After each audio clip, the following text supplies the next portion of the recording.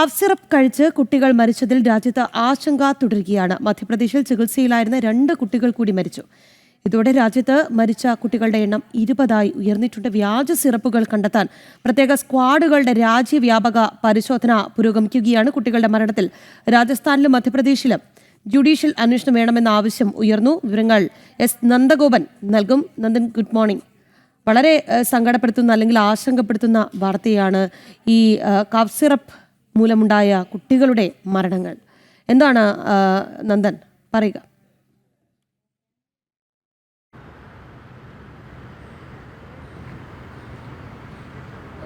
രാഖി, ഇന്നലെ 2 കുട്ടികളുടെ മരണം കൂടി മധ്യപ്രദേശിൽ സ്ഥിരീകരിച്ചു. ഇതോടെ ഈ കുട്ടികൾ കഫ് സിറപ്പ് കഴിച്ച് മരിച്ച കുട്ടികളുടെ എണ്ണം ഇപ്പോൾ 20ആയിരിക്കുകയാണ്.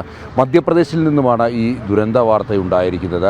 പ്രധാനമായി ഇത് സംബന്ധിച്ചപ്പോൾ സർക്കാർ സമഗ്രമായ പരിശോധനയിലേക്ക് കടന്നിരിക്കുകയാണ്. പ്രത്യേകിച്ച് കേന്ദ്ര സർക്കാരും സംസ്ഥാന സർക്കാരും പ്രത്യേകമായി തിരിഞ്ഞുകൊണ്ടുള്ള സ്ക്വാഡുകൾ പല മെഡിക്കൽ സ്റ്റോറുകളിലും അതേപോലെ തന്നെ ക്ലിനിക്കുകളിലുമടക്കം പരിശോധന വ്യാപിപ്പിച്ചിരിക്കുകയാണ്. ഇതുമായി ബന്ധപ്പെട്ട് ഡോക്ടർമാർക്ക്, അതായത് പീഡിയാട്രീഷ്യനുകൾക്ക് കൃത്യമായ നിർദ്ദേശം നൽകുവാൻ വേണ്ടി പീഡിയാട്രിക് അസോസിയേഷൻ്റെ അടുത്ത് ഡയറക്ടറേറ്റ് ഓഫ് ഹെൽത്ത് സർവീസ് സൂചിപ്പിച്ചിട്ടുണ്ട്.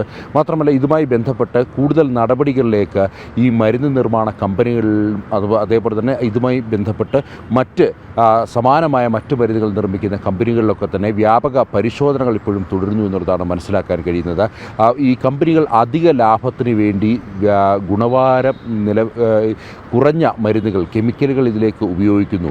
ഗുണനിലവാരം ഒരു തരത്തിലുമില്ലാത്തത് കൂടുതലായി ഉപയോഗിച്ചുകൊണ്ട് കോമ്പിനേഷൻ ഡ്രഗ്സുകൾ നിർമ്മിക്കുന്നതാണ് ഈ അപകടത്തിന് കൂടുതൽ കാരണമെന്നുള്ളതാണ് പ്രധാനമായും ഡ്രഗ്സ് കൺട്രോൾ ബ്യൂറോ അറിയിച്ചിരിക്കുന്നത്. സാധാരണ ഇത്തരം കോമ്പിനേഷൻ ടാബ്ലറ്റുകൾ ഉപയോഗിക്കുമ്പോൾ ഈ സമഗ്രമായ പരിശോധനകളും മറ്റും വേണ്ടതാണ് ലാബുകളിൽ. എന്നാൽ ഈ പറയുന്ന രീതിയിലുള്ള കമ്പനികളിൽ ഇത്തരം പരിശോധനകൾ നടക്കാറില്ല എന്നുള്ളതാണ് ഡ്രഗ്സ് കൺട്രോൾ ബ്യൂറോ അടക്കം വ്യക്തമാക്കിയിരിക്കുന്നത്. കൃത്യമായി പറഞ്ഞു കഴിഞ്ഞാൽ ഡ്രഗ്സ് കൺട്രോൾ ബ്യൂറോ ഇത്തരം മരുന്ന് കമ്പനികൾക്കും അതേപോലെ തന്നെ പീഡിയാട്രീഷ്യൻസും മറ്റും നൽകിയിരിക്കുന്ന നിർദ്ദേശങ്ങളുടെ ലംഘനമാണ് ഇപ്പോൾ ഈ ഒരു 20 കുട്ടികളുടെ മരണത്തിന് ഇടയാക്കിയിരിക്കുന്നത് എന്നുള്ളതാണ്. നേരത്തെ തന്നെ ഇത്തരം കോമ്പിനേഷൻ 2 കെമിക്കലുകൾ ചേർത്ത് വെച്ച് നിർമ്മിക്കുന്ന കോമ്പിനേഷൻ മരുന്നുകളുടെ നിർമ്മാണം സംബന്ധിച്ചിട്ടുള്ള മാനദണ്ഡങ്ങൾ കൃത്യമായി ഡ്രഗ്സ് കൺട്രോൾ ബ്യൂറോ കമ്പനികൾക്ക് നൽകിയിട്ടുണ്ട്. എന്നാൽ ഇത്തരം മാനദണ്ഡങ്ങളൊന്നും ഈ അമിത ലാഭത്തിന് വേണ്ടി കമ്പനികൾ പാലിക്കുന്നില്ല എന്നുള്ളതാണ്. നേരത്തെ ഭാരതത്തിൽ നിന്നും കയറ്റി അയച്ച മരുന്നുകൾ ഉപയോഗിച്ച് ആഫ്രിക്കൻ രാജ്യങ്ങളിൽ പോലും ഇത്തരം ദുരന്തങ്ങൾ ഉണ്ടായിട്ടുണ്ട്. 2019 ജമ്മു കാശ്മീരിൽ സമാനമായ ദുരന്തമുണ്ടായിട്ടുണ്ട്. ഇങ്ങനെ ദുരന്തങ്ങൾ ആവർത്തിക്കുന്ന ഒരു സ്ഥിതിവിശേഷമാണ്.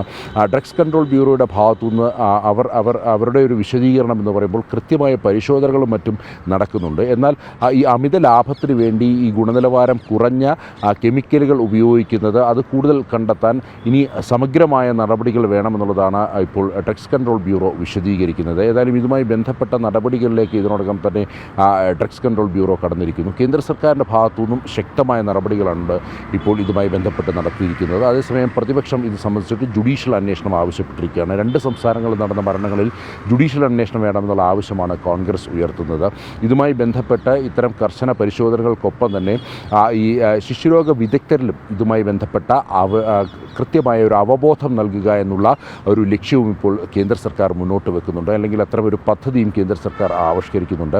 നേരത്തെ തന്നെ പീഡിയാട്രിക് അസോസിയേഷനും അതേപോലെ തന്നെ പീഡിയാട്രീഷ്യനൊക്കെ തന്നെ കൃത്യമായ നിർദ്ദേശം നൽകിയിട്ടുണ്ട്. 2 വയസ്സിന് താഴെയുള്ള കുട്ടികൾക്ക് ഇത്തരം ചുമ മരുന്നുകൾ നൽകരുത് എന്നുള്ള നിർദ്ദേശം നൽകിയിട്ടുണ്ട്. എന്നാൽ പലപ്പോഴും അത് പാലിക്കപ്പെടാറില്ല എന്നുള്ളതാണ്. മാത്രമല്ല, പലപ്പോഴും പീഡിയാട്രീഷ്യന്മാരായിരിക്കില്ല ഇത്തരം മരുന്നുകൾ കുട്ടികൾക്ക് എഴുതി നൽകുക. സാധാരണഗതിയിൽ കാഷ്വാലിറ്റിയിലും മറ്റും ഒക്കെ ചെല്ലുമ്പോൾ അവിടെയും ഈ ജനറൽ പ്രാക്ടീഷണർമാർ ഉള്ള അത്തരം ഡോക്ടർമാരായിരിക്കും ഈ കുട്ടികളുടെ തൂക്കവും മറ്റും നോക്കാതെ ഇത്തരം ചുമ മരുന്നുകൾ എഴുതി നൽകുക. അതാണ് കൂടുതൽ ആപത്തിലേക്ക് നയിക്കുന്നത് എന്നുള്ളതാണ് പീഡിയാട്രീഷ്യനും മറ്റും ചൂണ്ടിക്കാണിക്കുന്നത്. ഏതായാലും ഇതുമായി ബന്ധപ്പെട്ട് ഡോക്ടർമാരിലും കൂടുതൽ അവബോധം സൃഷ്ടിക്കണം. ഒപ്പം തന്നെ ഇതുമായി ബന്ധപ്പെട്ട് ഡ്രഗ്സ് വിൽക്കുന്ന മെഡിക്കൽ സ്റ്റോറുകളടക്കമുള്ള ഫാർമസിയിലേക്കും ഇതുമായി ബന്ധപ്പെട്ട അവബോധം ഉണ്ടാക്കണം. ഒപ്പം തന്നെ കമ്പനികളിൽ പരിശോധന നടത്തണമെന്നുള്ളതാണ് ഡ്രഗ്സ് കൺട്രോൾ ബ്യൂറോ വ്യക്തമാക്കുന്നത്. കേന്ദ്ര സർക്കാർ ഈ നിലപാടിൽ ശക്തമായ പരിശോധന തുടരുകയാണ്. രാഖി, കഫ് സിറപ്പ് മരണങ്ങൾ, കുട്ടികളുടെ മരണങ്ങൾ വലിയ രീതിയിലുള്ള ആശങ്ക വർദ്ധിപ്പിക്കുന്നുണ്ട് എന്നുള്ളതാണ്. നന്ദഗോപനാണ് രാജ്യ തലസ്ഥാനത്തെ വാർത്തയുടെ വിശദാംശങ്ങൾ നൽകിയതൊപ്പം